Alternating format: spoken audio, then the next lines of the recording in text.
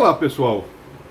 Dentro dos diálogos Paulo Gastão, coube a mim falar sobre a mulher no cangaço, né? A presença da mulher no cangaço. E eu confesso que gostei desse tema, porque é um assunto que sempre me fascinou, né? Eu sempre gostei muito de assistir filme de cangaço, de ler muito sobre esse movimento cangaço. E quando eu via nos filmes aquelas mulheres, elas brigando em igualdade com os homens, né, de arma na mão, atacando aquelas vilas, aquelas pequenas cidadezinhas ali do interior, e gritando e falando aquele negócio todo, me fascinava. Aquilo ali é uma mulher guerreira, né, uma mulher que luta em igual condição com seus companheiros, está ali brigando e participando de todas aquelas lutas e tudo. Mas quando eu comecei a estudar mais a fundo o cangaço, principalmente depois que me filiei a ASBEC, né, Sociedade Brasileira de Estudo do Cangaço, que a gente teve chance de começar a viajar, começar a conhecer ex-cangaceiros, ex-cangaceiras, entrevistar esse pessoal, a gente, assim, é meio como decepcionante quando a gente questionava entre essas mulheres, né? E qual era o papel de vocês no cangaço? Que elas diziam, era ser amante. Eu disse, mas vocês não participavam dessas combates? Não, nunca participamos não. Quando os homens saíam para uma função, como elas chamavam, né? As mulheres ficavam nos coitos, normalmente ficava alguns cangaceiros protegendo aquelas mulheres, né? E elas iam e eles iam para ação. Elas ficavam ali, às vezes, para se divertir. Elas faziam alguns serviços domésticos, mas não por obrigação. Aí é que é interessante essa história, porque não cabia mulher fazer serviço doméstico no bando. Elas não lavavam, isso aí era função de homem, né? Lavar roupa, essas coisas, era função de homem. A cozinhar, servir a comida, tudo era função de homem. Algum caso específico assim é que até para agradar e seu homem, você ia lá e servia essas coisas todas, mas não era obrigação das mulheres. E até para passar o tempo, elas começaram a desenvolver o que ficou conhecido hoje, né? Estética do cangaço, uma linguagem bonita, moderna, mas era um passatempo daquelas mulheres que às vezes passavam um longo período ali naqueles coitos, né? Esperando que os homens voltassem. E nem costurar era a função delas, porque normalmente os cangaceiros tinham essa função, ele mesmo fazia seus remendos, suas roupas, algum serviço. Lampião, por exemplo, era excelente costureiro, né? Ele era artesão, ele trabalhava muito bem com couro, com máquina de costura. Na época, aquelas máquinas de costura manual, você imagina a dificuldade, você estar com a mão, normalmente com a mão direita numa manivela aqui da máquina e com a esquerda guiando o tecido ali para a costura sair reta, né? Já era uma dificuldade muito grande, mas até isso era função dos homens, né? Tem o depoimento de Dadá, ela contando como começou. Ela estava grávida e passava longo tempo aí nesses coitos, e até por passatempo ela começou a desenhar umas florezinhas, umas estrelas, essas coisas, usando o que tinha na época, paetês, botões, moedas, essas coisas. Ela foi desenvolvendo aí uns enfeites aí dos imbornais, né, que depois ficou conhecido como a estética do cangaço, né? Ela disse que preparou para Lampião os imbornais desse, ele achou muito bonito, e depois outros cangaceiros começaram a imitar, né, e tornou-se moda dentro do cangaço, mas tudo como passatempo, né? E a gente foi assim, meio decepcionante ver esse papel, que as mulheres não eram aquelas guerreiras que o cinema mostrava, não eram aquelas guerreiras que os cordéis falavam, né, da valentia delas, com exceção de Dadá. Diz que Dadá era uma mulher diferente. Dadá, ela chegou inclusive já no final, já depois que tinham matado Lampião, já depois que o cangaço já estava no final, e Curisco e Dadá resistindo ainda esse movimento com seu bando, Curisco já totalmente aleijado, sem movimento dos braços. Ela, por um certo tempo, ela que comandou o bando, ela gritando e tudo. É tanto que tem um depoimento que diz que quando ela mesma, desse depoimento, que chegou a um certo ponto que Curisco, conversando com ela, disse que estava pensando em se entregar, né? Porque eram os cangaceiros, já estavam todos se entregando e tudo, ela estava pensando em se entregar. E ela olhou para ele e disse: então vamos trocar de roupa. Você veste meu vestido, que eu visto sua calça, que eu não me entrego não. Você pode se entregar, mas eu não me entrego não. Mostrando assim como ela era diferente, né? Então, essa era a função da mulher no cangaço. E depois dessas explicações que a gente foi tendo, com essas várias entrevistas que a gente teve com essas mulheres, eu comecei a pesquisar mais a fundo e publiquei um livro que eu chamei de Amantes Guerreiras, a presença da mulher no cangaço. Era a tentativa de desmistificar essa história que o cinema mostra, dessas mulheres participando de assalto, matando gente e tudo, né? E esse livro eu dividi em duas partes. A primeira era fazendo essa tese, né, defendendo essa tese conforme o depoimento delas, qual era o papel que elas tinham dentro desse movimento cangaço. E a segunda parte eu comecei a levantar pequenas biografias de algumas mulheres aí que participaram de diversos bandos, não só do Lampião, mas de diversos bandos, e eu cheguei a quase 90, né, das mais conhecidas aí, quase 90 mulheres que tinham participado do cangaço. Esse livro eu publiquei algum tempo atrás, eu já não tenho mais, mas nas livrarias ainda tem alguns exemplares. É bem interessante porque traz esse papel realmente da mulher no cangaço. A gente está falando muito de cangaço, mas como é que a gente definiria esse movimento que chamamos cangaço? Bom, a gente pode dizer o seguinte: o cangaço foi um movimento armado que agitou o Nordeste brasileiro do final do século XIX até meados do século XX. No cangaço não havia lugar para sentimento, exceto o ódio. Era o ódio a mola mestra que impulsionava. Medo era algo desconhecido para aqueles homens que enfrentavam as agruras da vida numa região inóspita que por si só já era castigo suficiente para seus pecados. Errante sem rumo, sem pouso e sem perdão, enfrentava o perigo de peito aberto.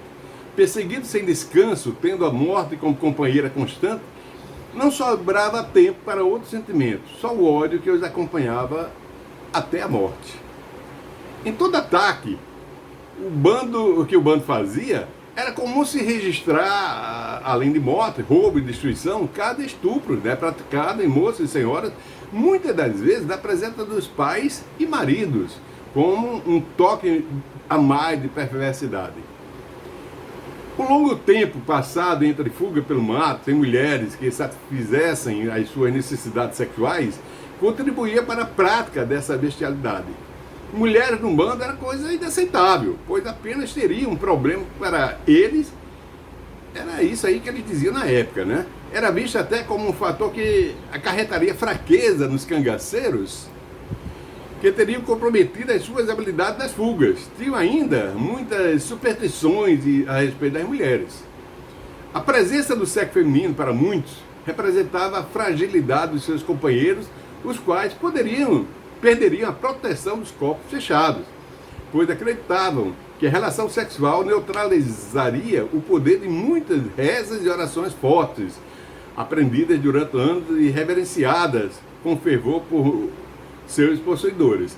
Tem algum depoimento aí bem interessante de cangaceiras, muito depois desse movimento do cangaço, né, elas falando que quando tinham, todas elas usavam aquela resinha, né, aqueles santinhos aí, que eram suas proteções, e quando tinham para ter relação sexual, eles tiravam aquela proteção, deixavam de lado, e depois levavam, né, depois da relação, botavam de volta e levavam um tempo lá, rezando e tudo aí, para poder voltar a ter a proteção, porque, segundo eles, durante o ato, eles perdiam toda a sua proteção, estavam totalmente vulneráveis, né? Até que Lampião, o seu comandante maior, se deixou envolver pelos olhos negros de uma baiana, né, de rara beleza sertaneja, que, desafiando os princípios da época, resolveu seguir o caminho do cangaço ao lado do homem que ela admirava. Era muito jovem, ela tinha 18 anos, corpo bem feito, olhos de cabelos castanhos, 1,56 m de altura, testa vertical, nariz afilado. Era uma mulher bonita, né, habilidosa na postura, assim como Lampião também era, e adorava dançar. Foi o suficiente para Virgulino quebrar a tradição do cangaço e permitir o ingresso de uma mulher no bando, né? Na realidade, a gente vai ver aí depois em outros depoimentos, que praticamente ela, digamos assim, até que obrigou a levar para o bando, porque eles já estavam se relacionando, né, se encontrando e tudo, né, sem relação, apenas se encontrava lá, porque o pai dela era coiteiro também, pequeno proprietário lá, mas dava coito ao bando Lampião.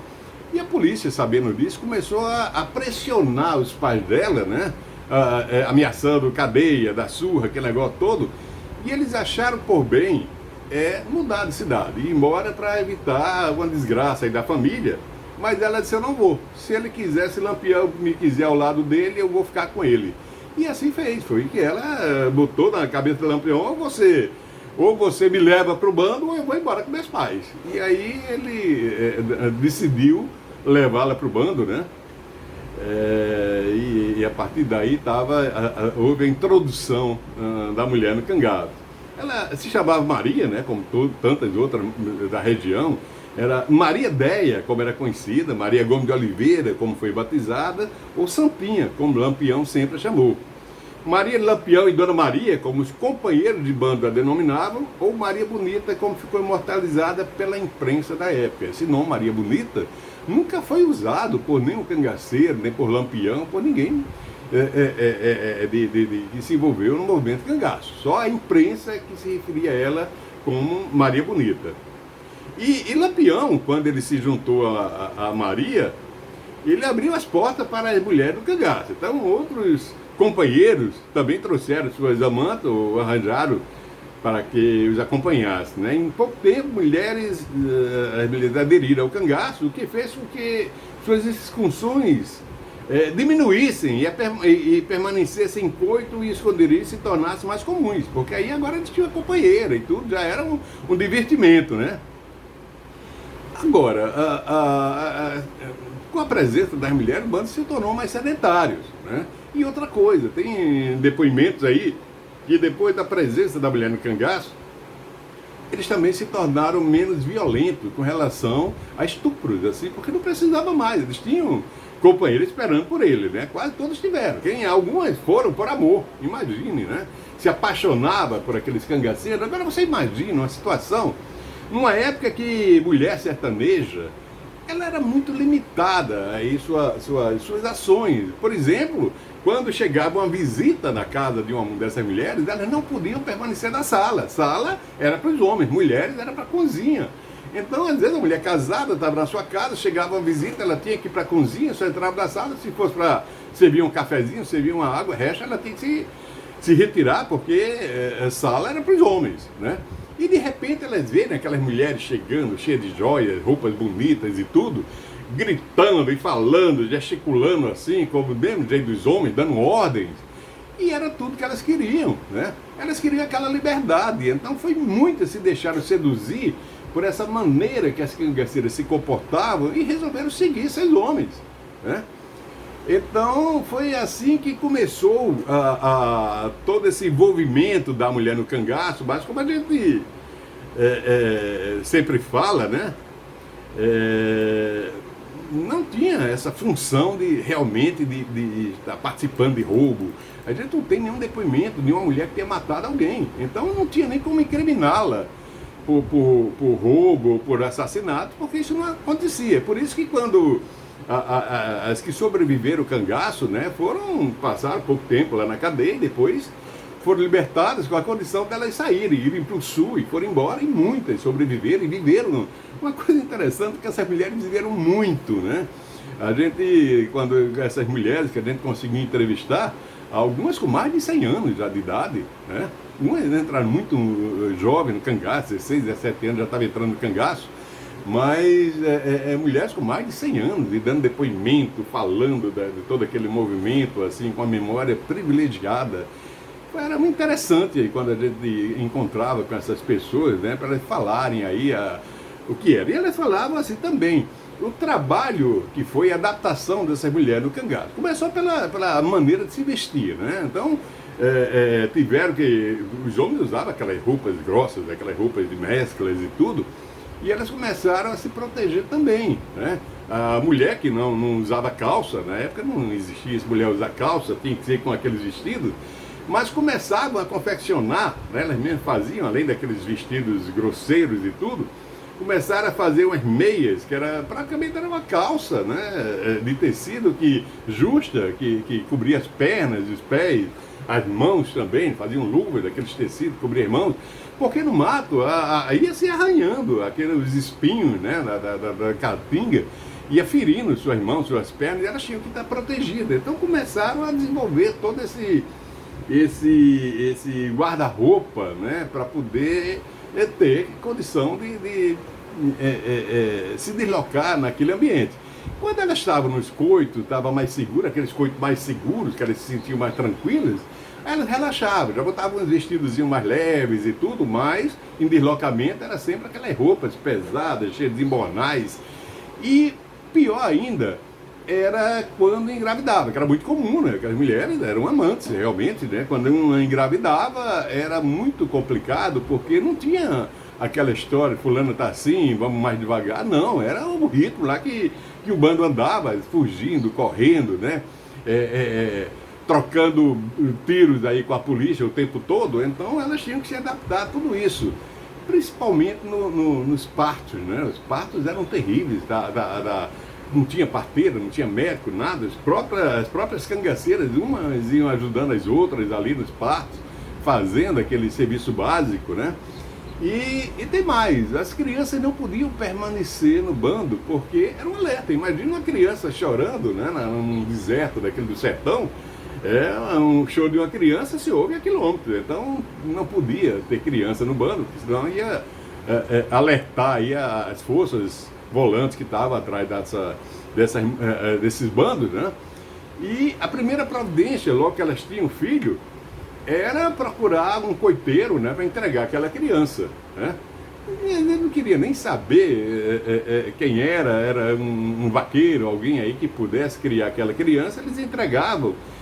E a mulher, às vezes, ela terminava o parto e já era se limpando e vamos embora, que a polícia está vindo aí, que a volante está vindo aí.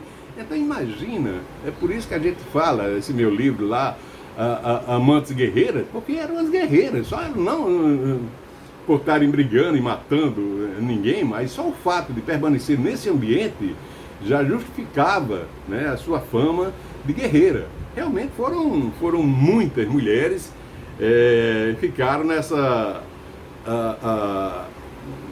situação de amantes guerreira mesmo, né? A maior parte das mulheres que seguiam o cangaço, como foi o caso de Maria Bonita, achava que os cangaceiros eram heróis românticos, né? E os seguiam de boa vontade. Outras diziam que tinham sido praticamente raptadas, que aconteceram muitas, né? Algumas se juntavam ao bando por força das circunstâncias, quando seus namorados entravam para o cangaço. Era comum, assim, às vezes o marido, eram casais mesmo, né? Eles tinham um problema, o cara se envolvia com problema qualquer com a polícia e até para se proteger, entrava para o cangaço e arrastava a mulher, né? Eram casais legitimamente casados, mas iam para o bando, né? E assim foram várias, tem vários depoimentos. E para se ajustar àquela vida, tiveram que quebrar barreira, né? Com relação às mulheres, o que se sabe através da narrativa delas próprias, das companheiras sobreviventes, somente Dadá, às vezes, ajudava na distribuição de comida ao pessoal do grupo. E quando o Lampião estava presente, expedia que ela, o serviço, o que ela fazia com o maior prazer, né? Mas a grande maioria das mulheres esperava ser servida, até mesmo que ele desse a comida da boca, como fazia Zé Baiano com sua amante Lídia. Ora, Zé Baiano, um dos mais cruéis cangaceiros, né? Ele tinha um amor tão grande por Lídia, que era uma mulher bonita, disse que uma das cangaceiras mais bonitas que tinha aparecido, que ele, na hora da refeição, ela sentava no colo dele, ele ficava dando comida da boca dela, uma coisa assim bem romântica, né? Era uma coisa para se estudar, assim, como era que um homem bruto daquele tinha tanto carinho com a sua amante. E como a gente já falou, costurar também não era papel das mulheres. Mesmo as costuras de embornais e outras peças da indumentária própria do cangaço, não era feita por mulheres. Lampião e outros cangaceiros sabiam perfeitamente costurar com as máquinas de mão. As mulheres, quando muito, costuravam as suas vestimentas. Há um depoimento da Dá sobre como ela começou a abordar os esbornais e outros objetos no cangaço. Isso aí foi um depoimento que ela deu. Ela disse o seguinte: eu estava de barriga, tinha ficado muito doente, fraca, então fiquei bastante tempo escondida do raso da Catarina, me recuperando, esperando a criança nascer. Foi quando comecei a imaginar e criar esses bordados e enfeites coloridos para embelezar os esbornais e o chapéu. Eu bordava tudo com fita, com pedra, ficava uma belezinha. Era flor, estrela, círculo, árvore, medalha, moeda e ouro e prata. Tudo bordado, recortado em couro branco ou pregado. Quando o capitão Lampião viu aquilo, nossa, ele ficou encantado e foi logo recomendando: comadre Dadá, pode fazer um bordado desse para mim? Bordei um bornal, ficou lindo e dei de presente para ele. Ele reclamou, imagine só, que eu tinha feito só um embordal. Não demorou para que todos os cangaceiros usassem igual, né? Aí virou moda. Lampião reclamou porque ele queria dois iguais. Ela tinha feito só um, ele começou a reclamar, ela fez o outro e logo depois virou moda nesse tipo de enfeite, né? Ela aprendeu a tirar por proteção. Participava às vezes de alguns combates, mas só nos casos de cair em emboscada. Maria Bonita, por exemplo, passava a maior parte do tempo costurando, fazendo suas próprias roupas e a das outras cangaceiras.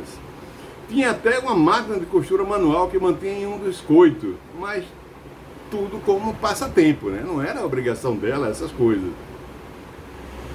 Embora o grupo fosse formado pelos mais diversos tipos de caráter, havia sempre muito respeito entre eles quando se tratava de mulher. A própria Maria Bonita era sempre tratada pelos cangaceiros como Dona Maria ou a mulher do capitão. Caso traição, tinha como castigo a morte. Aí não admitia traição naquela época, né? Não era tolerada a presença de mulheres solteiras nos bandos. Quando acontecia de uma ficar sem o seu homem, tinha que escolher dentre os outros um companheiro.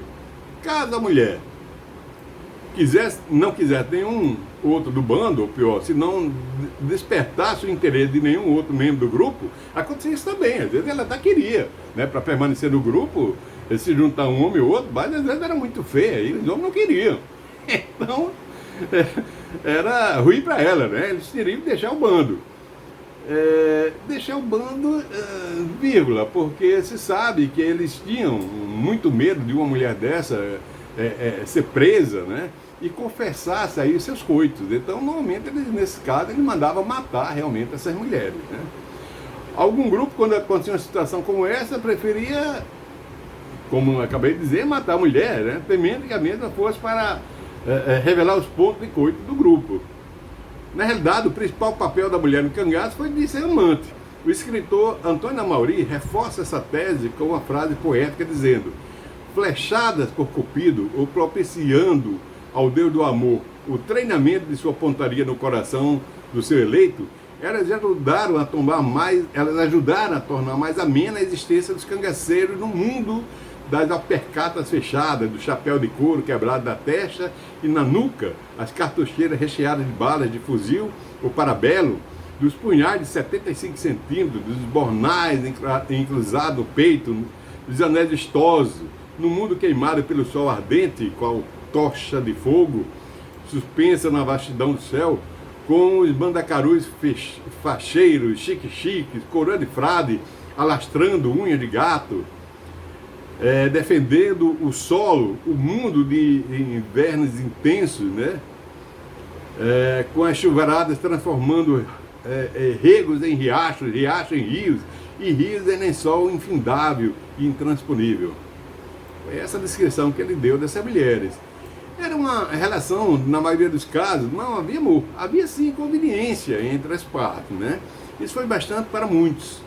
A prova é que havia traição por parte de algumas mulheres, mesmo que isso terminasse sempre na morte da traidora. Havia também outro caso, quando por acaso seus homens morriam em algum combate, imediatamente tinham que escolher outro homem do bando para se juntarem sob pena de serem eliminadas, já que não era permitido mulheres solteiras no bando. Com a formação dos casais, os partos se sucederam, né? Embora poucas crianças sobrevivessem àquela vida. As mulheres sofriam com doenças, com a vida agitada que levavam, com desconforto e ferimentos graves, o que contribuía para que os filhos das cangaceiras tivessem alto índice de mortalidade. Os poucos que escaparam não podiam ser criados da caatinga, eram entregues a pessoas de confiança para que os criasse. Mas de onde vieram essas mulheres que povoaram o cangaço?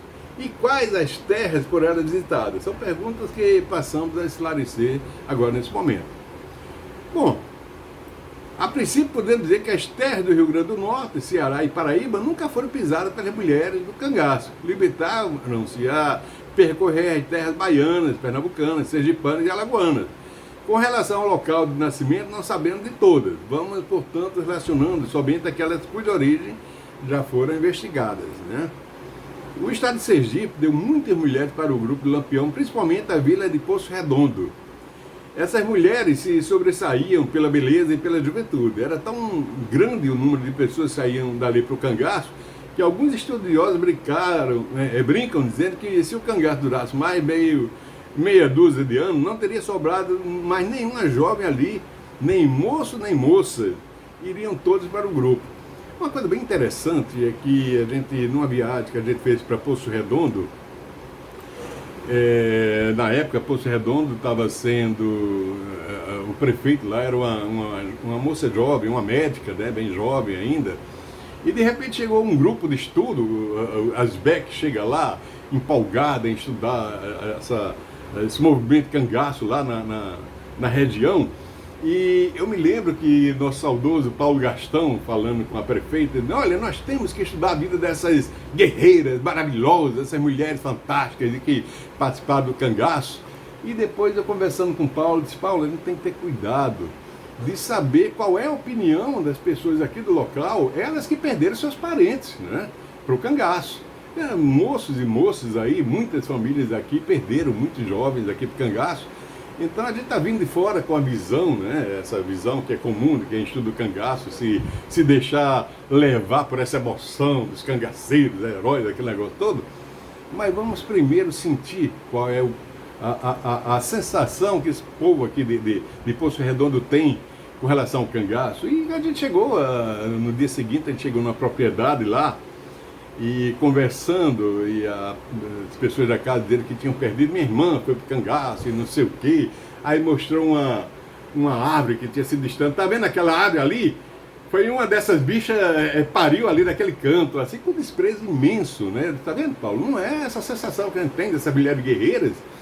Para esse povo aqui, não, porque eles perderam, eles condenam esse movimento cangaço, que eles perderam muitos filhos, irmãos e parentes para o movimento. Então não é essa sensação que a gente tem de mulheres heróicas e tudo, para ele não, é um movimento que acabou levando a família, né, extinguindo parte aí da família. Então é um cuidado que quando a gente pesquisa esse tema cangaço tem que ter para saber realmente como que as pessoas ali julgam, né?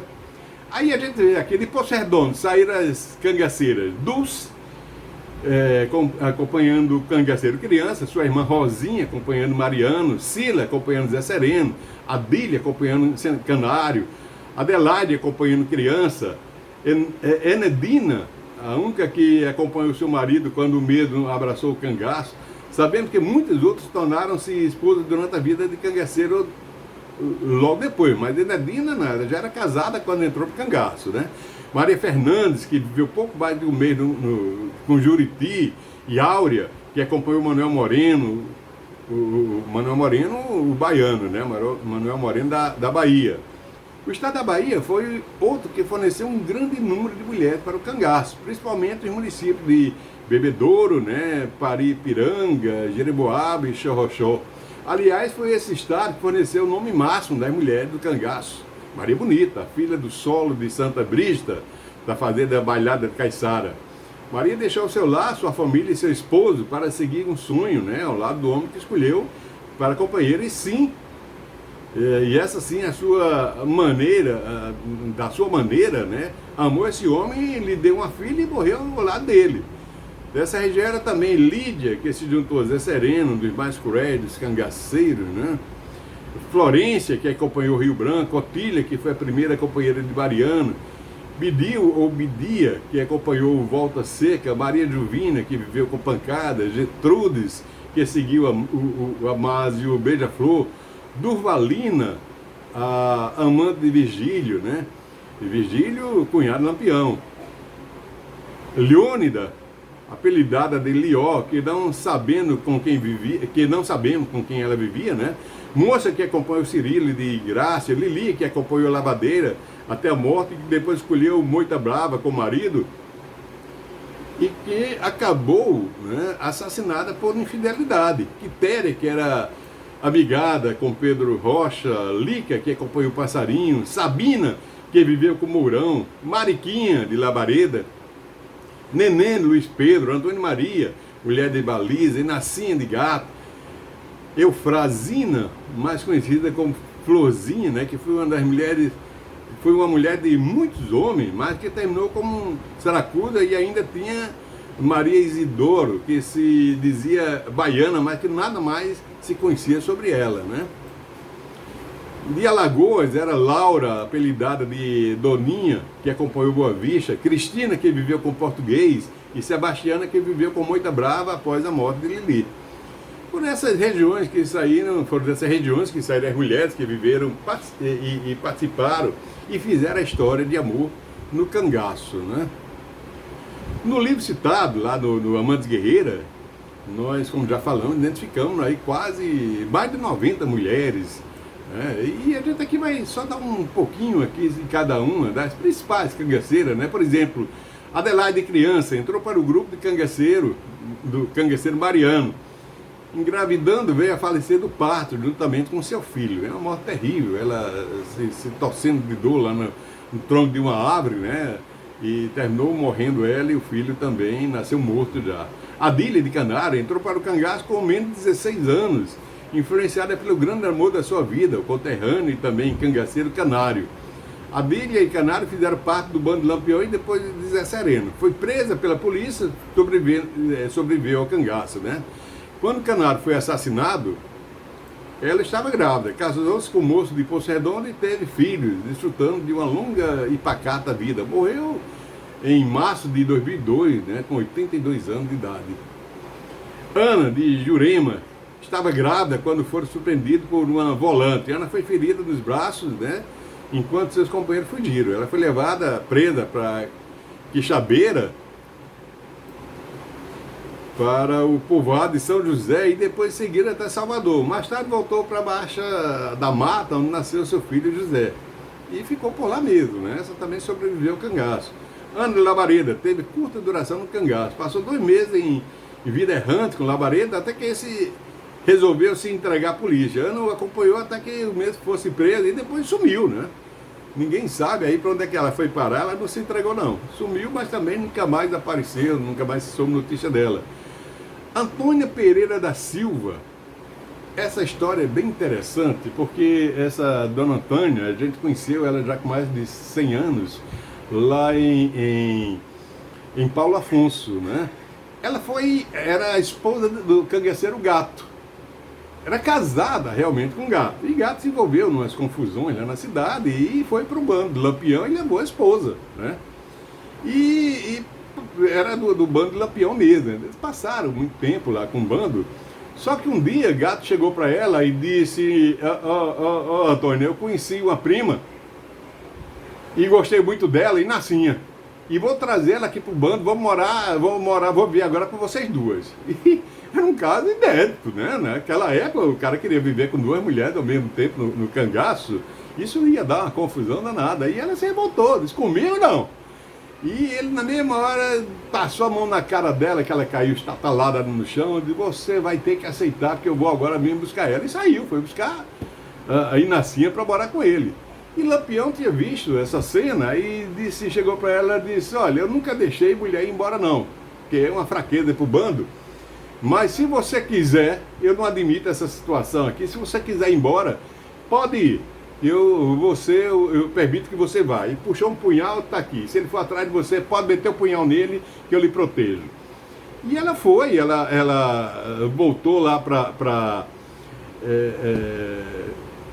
a cidade dela, né? Foi viver lá em Paulo Afonso. Lá ela casou, terminou um senhor simples, né? Porém, trabalhador, teve filhos e netos. E quando nós conhecemos essa mulher, ela tinha mais de 100 anos já, mais lúcida, né? Interessante que a gente foi lá em 2007, a gente foi, era mais ou menos no mês de abril e tudo. A gente fez uma entrevista com ela, eu tenho foto dela, a gente gravando essa entrevista com ela. E logo no mês de agosto, por aí, chegou a notícia que ela tinha falecido, né? Então, talvez a última vez que ela falou sobre a vida dela foi exatamente com o nosso grupo lá, em Paulo Afonso. Teve também Aristeia, de Catingueira, né? Foi mais uma das sobreviventes do cangaço. O amor do companheiro, Catingueira, preferiu se entregar à polícia. No dia 15 de março de 1938, Aristeia deu a luz ao filho dela, né? E de Catingueira. Quando ela foi presa, ela estava grávida. O menino ganhou o mesmo nome do avô materno, né? José Soares, ficou aos cuidados das tias de Aristeia. Mas depois de adulto, ele passou a ter também o apelido de Catingueira, que era o nome do pai dele. Essa aí sobreviveu ao cangaço, morreu velhinha já também. Áurea, de Manuel Moreno, era uma morena bonita, natural de Sergipe, né? Juntou os cangaceiros Manuel Moreno, que, no dizer dos companheiros, era um cangaceiro muito frouxo. Era o mais frouxo que havia aparecido dos bandos, né? Não gostava de briga, preferia passar longos períodos dos coitos, né? E nunca dispensava o bom forró. Foi exatamente em uma dessas festas que foi fuzilado juntamente com sua companheira Áurea e outros companheiros do bando, né? Tem aí fotos mostrando eles mortos lá, né? Cristina de Português era uma morena bonita, mas muito afoita. Terminou se envolvendo com outros cangaceiros, inclusive com Gitirana, que era do bando de Curisco, né? Pagou caro pela traição, foi assassinada pelos companheiros. Ela foi interessante, que fizeram até uma, digamos assim, um conselho de cangaço, né, para julgar essa mulher, e resolveram o seguinte, que iam deixar ela ir embora, que iam entregar de volta à família. Então, inclusive Maria Bonita preparou o vestido, e Dadá prepararam o vestido para ela, né, vestido novo e tudo. Na bainha de um dos vestidos, botou lá uma continha em dinheiro para ela se manter lá fora do bando e tudo, e designaram lá um coiteiro para ir levar ela e entregar ela de volta aos pais. Só que no meio do caminho tinha lá 3 cangaceiros já esperando, né, para matá-la. E mataram ela e deixaram lá no meio do mato mesmo. Era vingança aí, né? E depois se soube que isso aí foi a ordem do próprio Lampião. Inventaram essa história que iam perdoá-la, levar lá, mas foi só um pretexto para matá-la, né? Teve Curisco, Dadá, né? Curisco que apaixonou por Dadá e resolveu raptá-la. A força colocou ela na sala do cavalo e fugiram pela Caatinga, estuprou no meio do mato, de uma maneira tão violenta que provocou hemorragia interna, deixando-a quase morta. Ele, tomando conhecimento do mal que tinha provocado, levou Dadá para a casa de sua tia, né, Dona Vitalina, que cuidou da menina. E sempre que podia, passava lá para visitar essa menina, levava brinquedos para ela e tudo, que era menina mesmo, né? O estupro traumatizou Dadá, que do início não queria ver nem falar com Curisco. Mas com o passar do tempo, porém, ele se tornou mais delicado e o ódio sentido por ela transformou primeiro em simpatia e depois em imenso amor. Curisco, por sua vez, soube esperar que ela aceitasse. Enquanto isso, ela ensinava a ler e a escrever.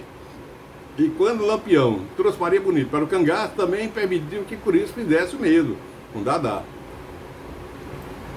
Dadá era valente e desconfiada a ponto de causar admiração em muitos companheiros que chegavam a dizer que ela valia mais do que muitos cangaceiros. Com o passar do tempo, desenvolveu um tipo de bordado que passou a ser admirado por todos os cangaceiros, né, tornando os trajes de guerra mais bonitos e coloridos. A vida nômade que levava, seguindo o companheiro que era o segundo homem na hierarquia de Lampião, fez com que a menina se tornasse mulher e passasse a admirar aquele homem cada vez mais, a ponto de casar com ele e ainda no meio da luta, né? Tiveram 7 filhos que eram ocultamente deixados em casa de parentes para serem criados. Destes, apenas 3 sobreviveram. Por isso que Dadá foram cercados pela volante, que mataram Curisco e amputaram a perna de Dadá, né? Ela já está Curisco totalmente imobilizado, já sem poder usar os braços. Ela que estava lá, comandando já o bando e fuzilando, até que ela foi atingida por uma rajada de metralhadora que praticamente decepou sua perna, né? E, na realidade, teve que amputar essa perna. E foi presa, mas logo depois foi liberada. E morreu já com 80 anos de idade, né? Ela morreu em 1994. É interessante que algumas cangaceiras, a Asbeck conseguiu trazer aqui para Mossoró, para os congressos e tudo. E Dadá, o que se sabe é que ela estava prevista vir aqui para Mossoró, mas não deu tempo, né? Quando estavam combinando isso aí, ela terminou morrendo e não deu tempo dela vir aqui a Mossoró. Dulce de criança, foi companheiro de cangaceiro criança, entrou para o cangaço muito jovem, com apenas 15 anos. Pertenceu ao grupo Lampião. Encontrava-se no Coito de Angico, em 28 de julho de 38, quando se deu o massacre em que 11 cangaceiros foram trucidados, né, pela fuzilaria da volante-tenente José Bezerra da Silva, inclusive sendo morto naquele dia Lampião e Maria Bonita. Conseguiu fugir e sobreviveu ao cangaço. Edina, né, de Catingueira, permaneceu com o Lampião até o dia 28 também, de julho de 1938, quando do ataque da Guarda de Angico, onde morreu Lampião, Maria Bonita e mais 9 pessoas, entre elas Enadina. Aí veio a história de Nacinha, que a gente falou lá de Dona Antônia, né, a segunda mulher de gato. Realmente depois que ela foi buscar Inacinha, que ele foi buscar Inacinha, eles viviam junto e tudo. E um dia Inacinha grávida, já com um barrigão imenso, num deslocamento, aí eles foram cercados pela polícia e ela foi baleada e presa, né? E foi levado lá para cadeia e tudo, e ele ficou louco da vida, jurou que ia libertá-la e tudo, fez uma carnificina para libertar a sua amante e tudo, e terminou sendo fuzilado também, não conseguiu libertá-la, né? Mas ela passou pouco tempo na cadeia, né? Depois da morte dela foi que ela foi tratada dos seus ferimentos e terminou casando lá na cadeia mesmo. Ela terminou, se engraçou lá de um soldado e passou a viver, né? Depois que foi libertada, passou a viver com esse homem aí.